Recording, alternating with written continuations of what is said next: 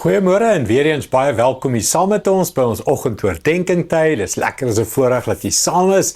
Nou, ek het met al hierdie koue weer wat so aan die gang is en net my eie stilte tyd het ek gedink, kom ons praat oor die psalms. En ek het gedink iets soos oor winter in die psalms. Ek weet nie van jou nie, maar as dit koud is en ek lees in die oggendbybel, daar's iets in my wat net, ek wil psalms toe gaan. En net deur die emosies werk van die seisoene, somer, winter, lengte, herfs en net al die emosies in my eie binneste en ek wil net warm koppie koffie en net so deurlees en net saam met Dawid en die psalmskrywers voel wat hulle voel oor hulle verhouding met die Here. So, ons gaan oor winter in die psalms, die hele maand Julie deur en dalk nog Augustus ook, net so tyd in die psalms. So kom ons begin, Psalm 1. Vers 1, begin in die begin van die psalms.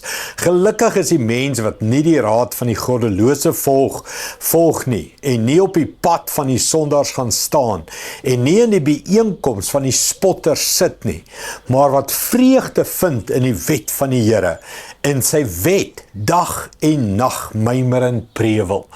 Hy sê gelukkig is die mens, en ons het al daaroor gepraat, nee, geseënd. Ek en jy mag geseënd wees. Inteendeel, ek en jy moet geseënd wees. Ek glo dit met hele wese, dat as jy 'n geesvervulde, toegewyde Christen is, moet jou lewe geseënd wees.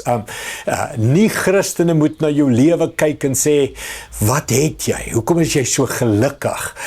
Wat jou secret? En hy sê, gelukkig is die mens, en dan gee hy 3 goed, wat nie die raad van die goddelose volg nie, wat nie gaan staan op die pad van die sondaars nie, en nie gaan sit by die spotters nie.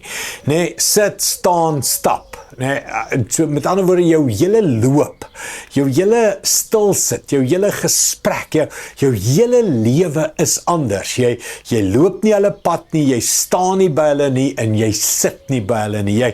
Jy's nie in daai geselskap nie. Dis wat hy sê, gelukkig is die mens wat die boundaries optrek. Gelukkig is die mens wat anders kies en anders leef, wat nie die pad volg van die goddelose nie. En dan sê hy, maar wat sy vreugde vind, en dis wat ons gaan doen hierdie wintermaande, ons vreugde vind in die woord van die Here. En jy doen dit al reeds, ek glo elke oggend saam met my, en jy stap die pad in jou woord en skrif en verhouding met die Here. Hy sê, maar jy gaan gelukkig wees, wat hierdie pad stap saam met die Here, dag en nag sy woord oordink.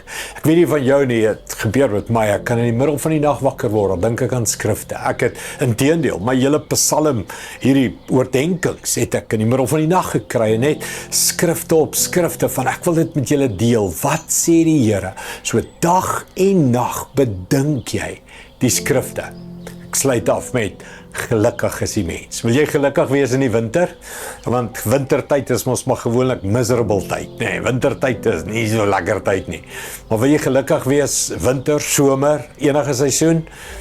Bly in die woord van die Here. En moenie die pad gaan stap van die goddeloos nie. Moenie daar sit nie, moenie daar praat nie, moenie daar kuier nie, moet dit nie entertain nie. Gelukkig is die mens wat die pad van die Here stap. Kom ek bid dit vir jou. Hemelse Vader, hierdie wintermaande, hierdie koues, hierdie onplesierige weer, ons kom en ons sê, in alle seisoene kan ek U ken en U dien en U volg. Dankie vir die boek Psalms, Here, wat soveel emosie het. Dit is 'n emosionele boek van voel, van kwaad, van lag, van woede, van haat, van oorlog, al die emosies, en dan natuurlik die emosie van naby aan U. En dis wat ons wil regkry deur dit, Here, ons wil hierdie wintertyd naby aan U bly, Here. In die skrif, in die woord, dag en nag, dit oordink. Dankie daarvoor, Here. Seën elkeen vir die wintertyd om in die woord te bly. In Jesus naam. Amen. Dankie, liewe vriende. Sien jou weer môre.